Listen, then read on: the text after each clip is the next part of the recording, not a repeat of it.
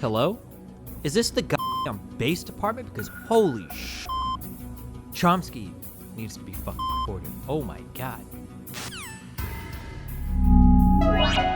Some portion of progressives, be they leftist, former Sanders supporters, young people, Black Lives Matter protesters, could condition one's vote for Biden against Trump on Joe Biden delivering some goods the same way as the Sunrise Movement did. Suppose you're one of these people. Do you intend to vote against Trump on November 3rd? Conditioned on whatever terms. Not conditioned. Suppose that your demands were not met. Then no, there's no persuasive value, there's no leverage if the vote is unconditional. You wouldn't vote against Trump. No, in this scenario, yeah. Not voting for Biden is equivalent to putting Trump one vote ahead. And then what you're saying is, if I don't get what I want, I'm going to help the worst possible candidate into office.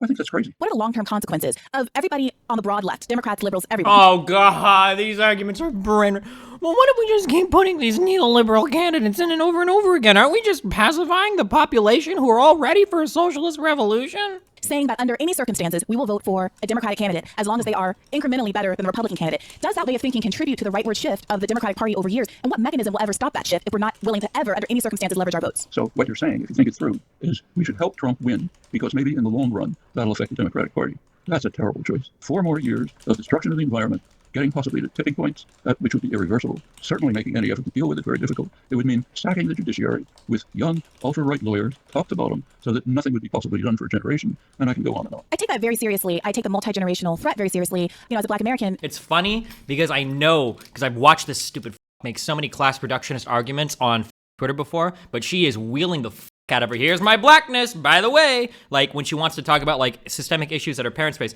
which by the way, hilarious. You really think that Trump is going to move us in a more positive direction relating to race issues in the United States than Biden would? Is that really the argument that you want to bring out here? Like, holy shit. There was an opportunity to pull the lever and do things the right way with Barack Obama, but who don't see any real change having materialized, and that the status quo for them just simply isn't good enough. So what you're proposing is, in order to get my voice heard, what I will do is help put into office a candidate who is dedicated to destroying the prospects for human life on Earth by racing towards environmental catastrophe, who is stacking the entire judiciary with young lawyers who for a generation will be able to block any progressive legislation, who will continue to dismantle the arms control regime, which is somewhat protecting us from nuclear war, I can go on and on. I will do that because that'll help me get my voice heard. No, I'm sorry, it won't. God! Chomsky is fucking based. What the fuck? Holy shit, what kind of upbringing did you... Man, we really don't care about class when it has to do with us, huh? One more note on this college scam business. We celebrate not technically cheating to get into good schools. Let's also remember that getting in the fair way often takes a great deal of privilege. My parents were so committed against quality education that they literally became teachers in the international school circuit so that we could have a better education for free. In addition to a decade of private school education, I still benefited from private tutoring that raised my SAT score by 100 points, took 13 years of violin lessons, traveled, etc. More by virtue of my mother's gumption than wealth, but still. Oh my God. Jesus fuck. This is the one. This is the one that all the Republicans talk about. She's the one. Holy shit. And she's the one out here wheeling out the we gotta accelerate it. Yeah, of course you want to accelerate it, dude. You're fucking fine, man. You're gonna be behind locked gates in your rich-ass fucking estate, chilling while everyone else is dying out there for your dumbass shit. Okay, I'm gonna give you guys a pro fucking tip, okay? I'm gonna give you guys a pro tip. If you wanna get a candidate that represents your idea the best, or you wanna get concessions for a candidate that represents your ideas the best, there's a time to do that. It's called the primary process, okay? The reality is, Bernie didn't lose the Democratic primaries, okay? Bernie got crushed in the Democratic primaries, okay? This wasn't Hillary Bernie, maybe he could, maybe he couldn't until halfway through. This was, he got Super Tuesday was fucking Super Coffin Day, okay? In a video game, not literally. So for you to sit over on one side and hold the entire electoral process captive, well, I'm not gonna, I'm gonna fucking let Trump win, while the rest of the party, while the other 75% of the party are looking at you sideways like, what the fuck is wrong with you? Your candidate got crushed. Why the fuck would we make all of these concessions to you? Why the fuck would we take our candidate who crushed your candidate and turn him into your candidate? The fuck is wrong with you? Bernie's already gonna be the head of the subcommittee of health in fucking Congress. Biden's already adopted in the Senate. Biden's already adopted things off of the Green New Deal and shit integrated into his platform. What the fuck more do you want? Framing the onus as decidedly on the voter instead of the politician who's in a position of power to actually affect the outcome is wrongly doing a kind of voter shaming that continues to have the effect of suppressing the vote among. Good voter shame. Be shamed. Yeah, fucking of course you should be fucking voter shamed. If you're doing things that basically implicitly allow Trump to stay in office, yeah, shame the fuck out of you. Why? Wait, where is this impression that we shouldn't shame people for stupid votes? using their vote, the only real tool they have to directly communicate with their elected officials to influence. Totally wrong. That's the establishment view, and you shouldn't buy into it. The vote is not the only tool you have. Oh, he called her establishment. Damn. The only tool you have. Well, one of the only. I didn't say exclusively. It's the least of the tools that you One of the... Wait, didn't she just say... Is that why this podcast is called Bad Faith? Didn't she say the only tool? Or did she say one of the... Hold on. Using their vote, the only real tool they have to directly communicate. She didn't even just say the only tool. She said the only real tool. She didn't just say the only tool they have. Oh, no, I meant one of the only. She said the only real tool they have. Whoa, I didn't mean it. I meant, come on. The real politics is constantly working to change the conditions under which political figures will be compelled to shift their views. That's real politics. Now we have a choice. Will I get rid of a true monster who's going to have devastating effects, or will I not do it? Because maybe someday that will help make my voice be heard under far worse circumstances. Okay, Chomsky is no longer based. I think Chomsky watches my stream, and I think he steals from me, and he's just parroting my opinions. That's what's happening here, and he's not going to give me any credit for it. Bet you $1 million, okay? That is some bullshit. No longer based. Find Chomsky's DGG account. Professor, you mentioned earlier that activism has moved Biden to the left over the course of the general election campaign. That's curious to me because what if he doesn't do it when he gets into office? What if he doesn't actually do it? Let's see what he says.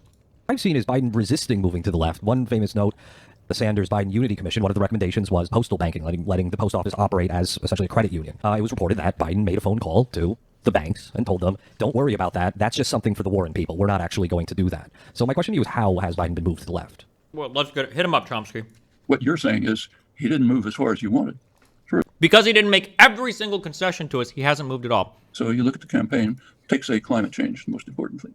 His program is way to the left of any previous one, certainly to the left of what the DNC wants, calling for nowhere near far enough, but much farther to the left. I can quote it for you if you want, or you can look it up. Same on other issues. Not as far as I would like, but it has been moved. That's how politics works. It won't be as far as we like, therefore we keep working. Not, it didn't go as far as I like, therefore I'll support the worst guy. Would you make the same argument if the nominee were Michael Bloomberg? Of course. He's nowhere near as hideous as Trump. I'm going to take climate again. Oh my God. Hello? Is this the goddamn base department? Because holy shit. Chomsky needs to be fucking reported. Oh my God. He just fucking yesed it. Fucking Bloomberg? Easy. Easy over Trump. Hell yeah. Which is one of the major problems.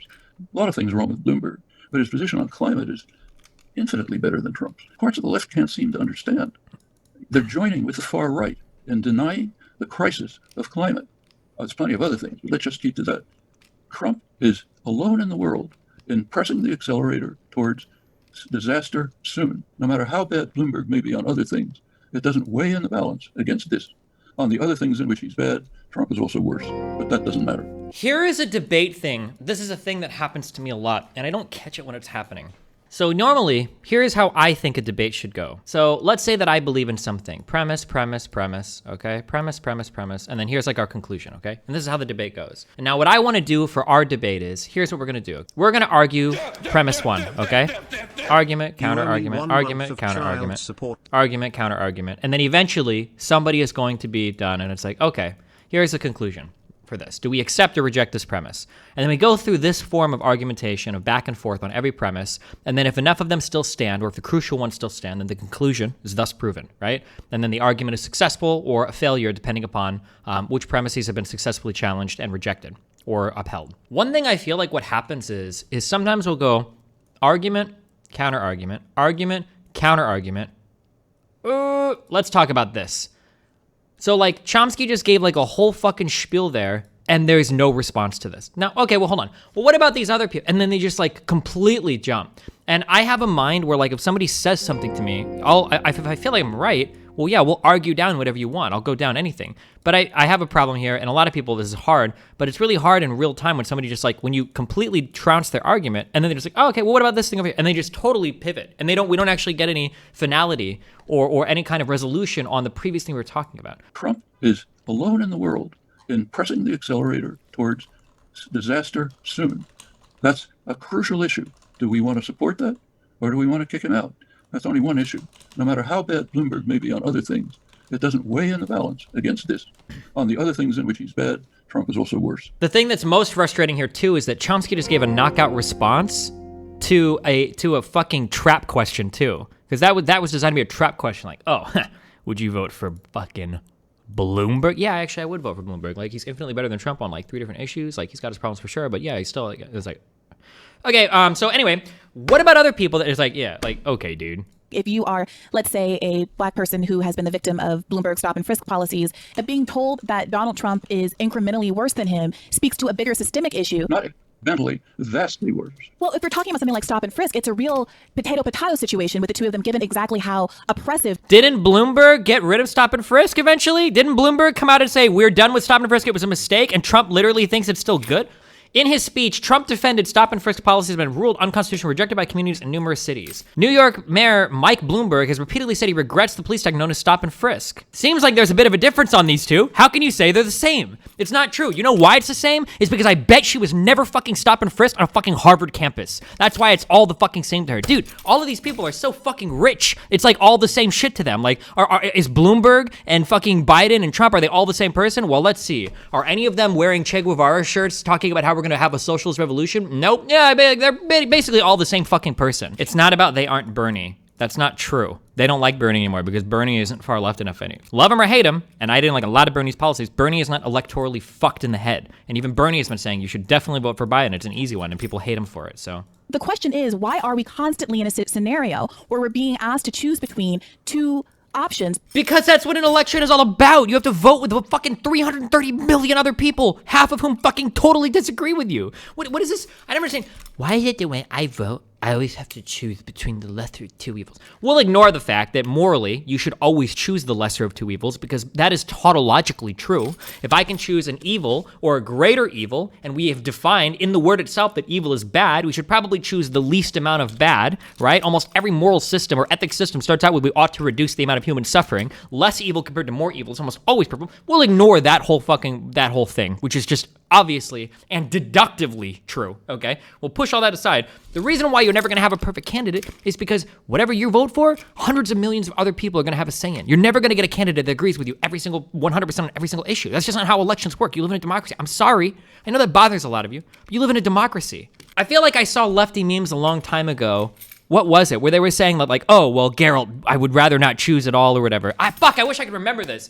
But the irony of quoting Geralt is that Geralt chooses all the fucking time. Every single part of all of The Witcher is literally Geralt constantly having to choose between the lesser two evils. Geralt doesn't just walk away and be like, oh, well, you know, well, I guess I can't choose at all. No, he constantly makes decisions to minimize the amount of harm or whatever goal you're working towards, I guess, in the game or whatever.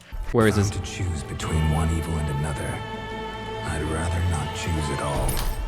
But then he does. He clearly gets up and kills people. There. Okay, sorry.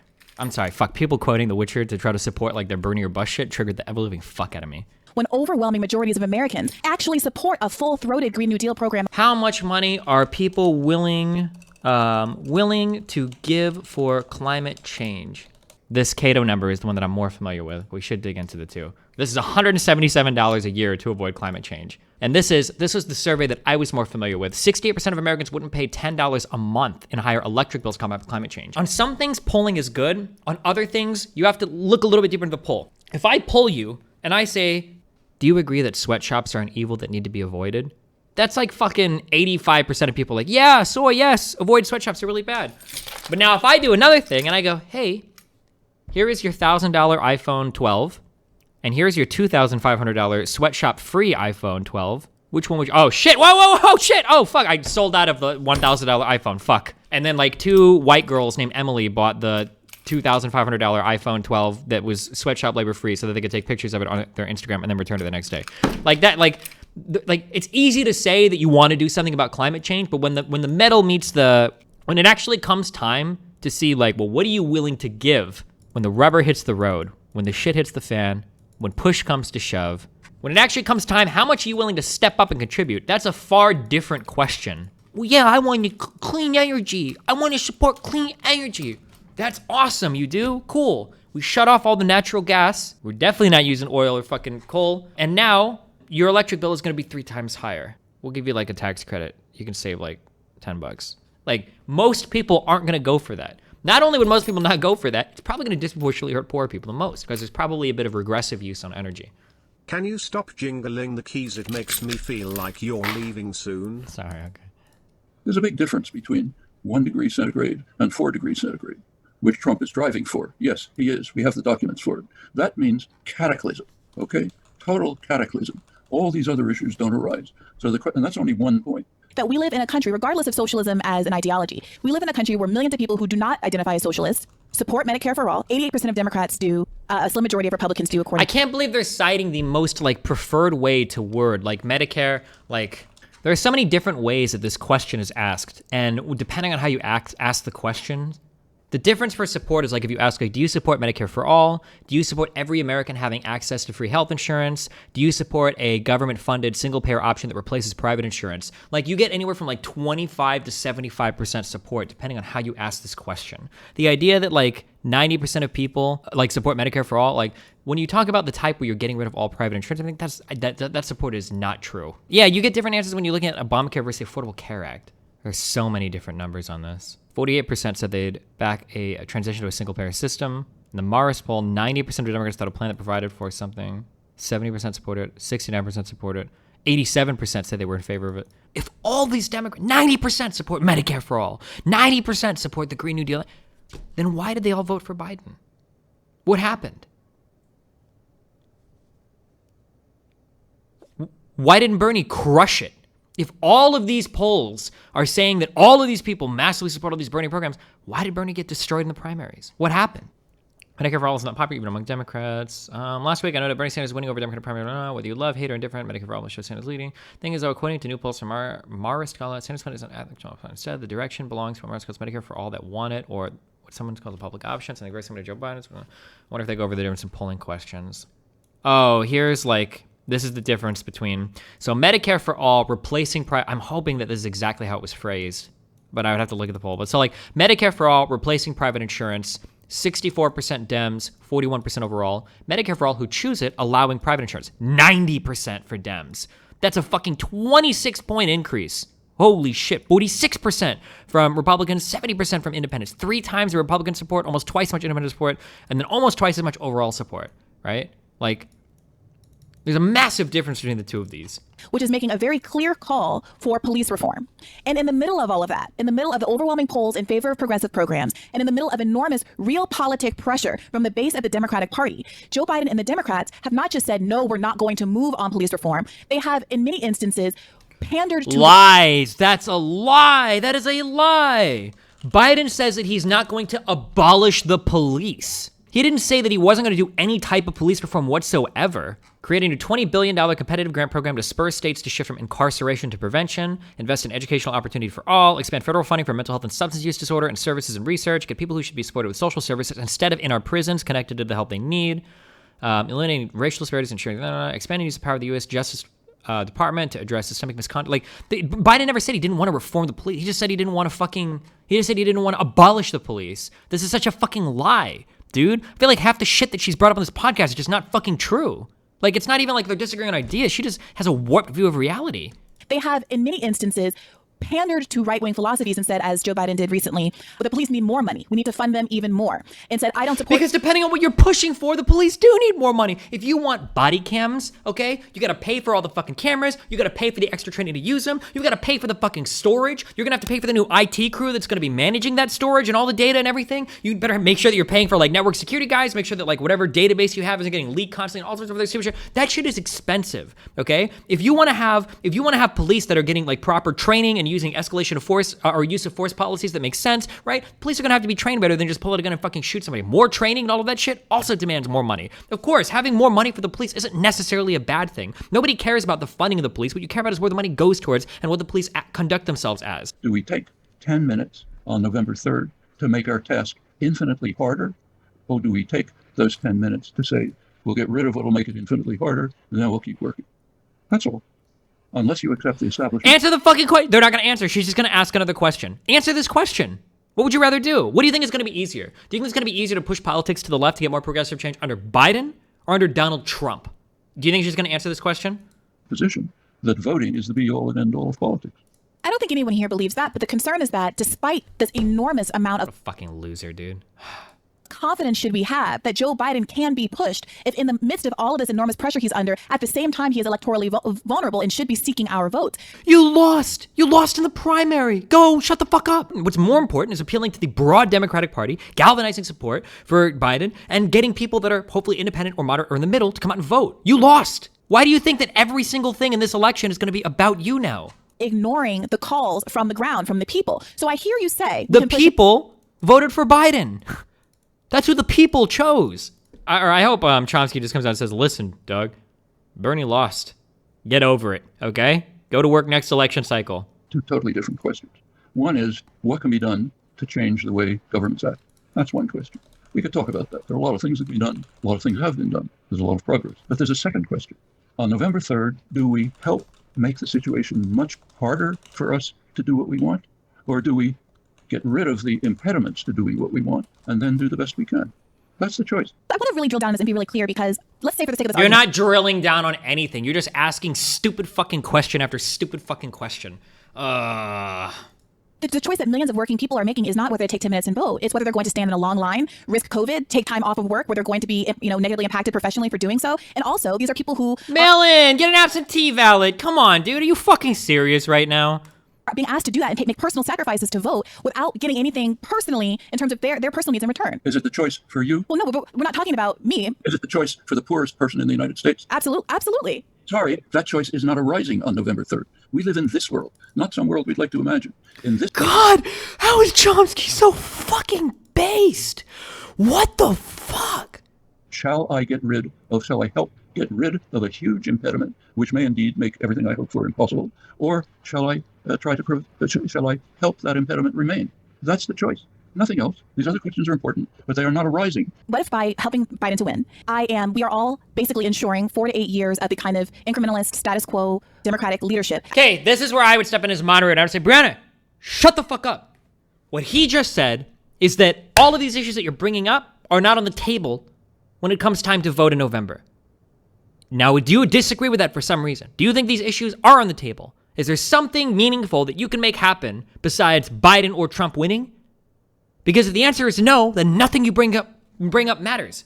Like, all of these things are issues in the future that you continue to work towards, that you continue to build on, that you continue to move people on. That's activist work that continues in the future. But on the matter of voting in this election, it's either Trump or Biden. That's your two jobs. That's your one job. Your two choices. Your one job is to figure that out. That's it. Nothing else matters. Well, I mean, it matters, but not insofar as voting in this election. Respond to that point. Stop bringing up what about more years? What about if they don't move left? And blah, blah, blah, blah, blah, blah. Those are all great questions for another time. Those are all great questions for other issues. These are all great issues to bring up if you want to be an activist, if you want to work for the next few years to move voter opinion, to bring awareness to certain topics. But when it comes to actually voting, what Chomsky is saying is that when it comes time to vote, you are making a Trump or Biden decision. None of those other things matter at this point in time. Incrementalist, status quo, Democratic leadership that continues to cause more voters to be disaffected, fewer voters to want to vote at all, much less as Democrats. And then 4 to 8 years from now, we're presented with a Tom Cotton presidency, or the presidency of someone who's even worse than Trump. Can't you understand that this question is not arising? The question. This is such a boring, so stupid. When you're like, well, what if, Obama gave us Trump, so if we put in another Democrat, they'll give us someone even worse. Like, who do you think comes after Trump? If we lose this election and Trump wins again, who do you think the Republicans put up next? Do you think it's going to be somebody more moderate? What's the game plan here? Like, you've created this whole delusional world with delusional rules that don't map onto reality at all because of one election that we lost, because we put up probably one of the most electorally unpopular people in the history of fucking U.S. politics, Hillary Clinton. She lost an election to a populist. Can you imagine this person is like, oh, okay, well, 4 more years of Trump. Now we're going to do it. Trump comes in. Maybe Trump stacks the Supreme Court. Maybe someone else on the court dies or retires. And now we get a 4th Supreme Court pick under Trump. We've got the whole federal and Supreme Judiciary fucking loaded with young, fresh Republican fucking judges. Like, and now after Trump, now you think you're going to get some real change done? Now you think you're going to get some real work done? Roe v. Wade gets shit on and overturned. Fucking voting rights, more provisions get rolled back. Like, now the DOJ obviously isn't defending any of these. Like, what do you do now? Like, oh, well, now I'm in a way better position to fight. Like, really? Are you fucking serious? driving into LA is fucking disgusting. You don't see it while you're here, but if you drive from like Vegas to LA or San Francisco to LA or anywhere, maybe South America, I feel it more when I'm driving in from the Northeast or from the East or whatever. When I'm coming to LA, there is like a cloud of pollution that is just always here. This shit's got to be having like, man, I don't know, dude. Getting rid of like pollution and shit would be sick as fuck. I think carbon neutral shit would be super worth it. And we'd be positioned to be like, the problem here is like, oh man, I need like a foreign policy god. But unfortunately, I feel like we had one really huge behind the scenes reason to do green energy, and I feel like we lost it. I feel like one of the big under the hood arguments for the US moving towards energy, towards green energy, was energy independence. The idea that we could move away from being reliant on like OPEC in the Middle East for oil, or other countries, Venezuela, whatever, like other exporters of oil, like doing that with green energy would be so cool. But I'm pretty sure the U.S. leads the world in oil production right now. We just have, now that we've started like fracking, and I think, is it like going after the shale and shit? Dude, we just crush it. 15 billion barrels of oil a day. So now that energy independence from like green energy is gone, so the United States doesn't really have to worry about this anymore. So one of the big like behind the scenes reasons, like, dude, if we had energy independence, that would be awesome. Well, we've already kind of got energy independence in a way. Maybe not completely. Like, I'm sure we still import a fuck ton of oil as well, but yeah. So that's kind of sad, but I can't believe these guys thought that they won this debate. I can't believe that they were unironically parading this around on Twitter like they'd crushed Chomsky. The way you framed it seems very straightforward, but I would offer that for millions of Americans, including 40% of the country who are non-voters, they don't see it that way, and perhaps they're irrational. And obviously, Chomsky's already answered this. What did Chomsky say in regards to this? Well, there's a lot of voters that don't see it this way. What has Chomsky already answered at least twice in this? It's your job as activists to make sure that people understand. That's the whole point. That's what he said like twice, at least. But the reality is that I am not an activist. I don't claim that mantle. You're very active. I have what do you mean you're not an activist? You're literally doing podcasts, tweeting all day. How the fuck are you not an activist? Anybody that's involved in this much political commentary is to some extent some kind of activist. Like, I would say that like people like me or fucking Vosh or Hassan or whatever, I'd say we're all kind of sort of activists, like in some ways. Like, you're trying to bring people's attention to certain issues to maybe get them to vote a different way. Like, to some extent, this is all like some kind of activism. To pretend that it's not is pretty silly, but ultimately, Joe Biden needs our votes to win. That it is incumbent on him to do the most he can do to make his platform most appealing to the most voters, especially those voters who are the most marginalized and disaffected, who the Democratic Party holds itself out as representing. Those people already voted, and they voted overwhelmingly for Biden. The only people that are holding out are white, middle class to upper class, affluent, suburb living, Harvard educated, dipshit fuck progressives that aren't even, I'm sorry, they're not even progressives. They're lefties, they're socialists, or communists on fucking Twitter that like to LARP around like the revolution is coming, because they know that if it did, it wouldn't be their lives on the line. It'd be all the poor people that they threw under the bus to get there. Okay, Donald Trump, let's say he's the worst president ever, but what if you replace him with Bush? Replace him with, Bush 1. Let's replace him with Reagan. Replace him with whoever you want. Do we really believe that like Bush and Reagan attacked our institutions as much as Donald Trump has? Do we honestly believe that? No more. You have to offer us a candidate that actually meets our needs. Consideration is spending 10 minutes on November 3rd to vote for Joe Biden. Virgil. I know you're making a joke, but like, I also like that's an important. But like, I was frustrated. I like how they're making fun of his point because their brains are too small to comprehend the pretty simple argument that he was making. Holy shit!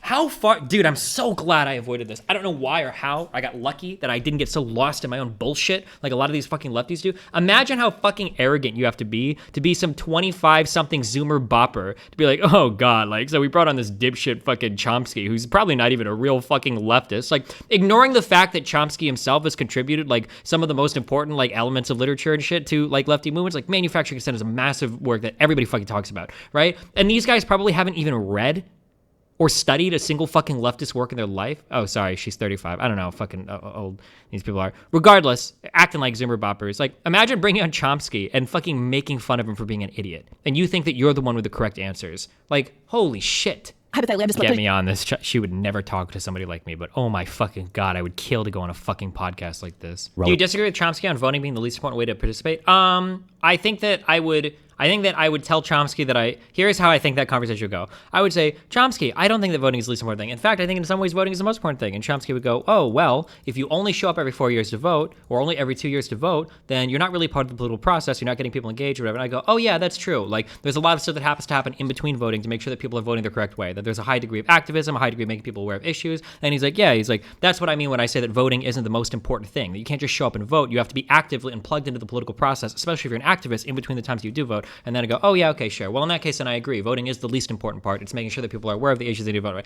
right? So we would agree. I think that voting is incredibly important. I'm sure Chomsky does as well. I think that voting is the most important thing. Chomsky thinks it's the least important thing, but we agree with each other. We just phrase it differently, yeah, sorry. I'm pretty sure that's like how the conversation would go. Initially, I kind of feel bad that like, man, I feel like I've been left like my whole not 10 years, but like 5 or 6 years on YouTube. I've been like fairly far left in the argument, and people call me right wing.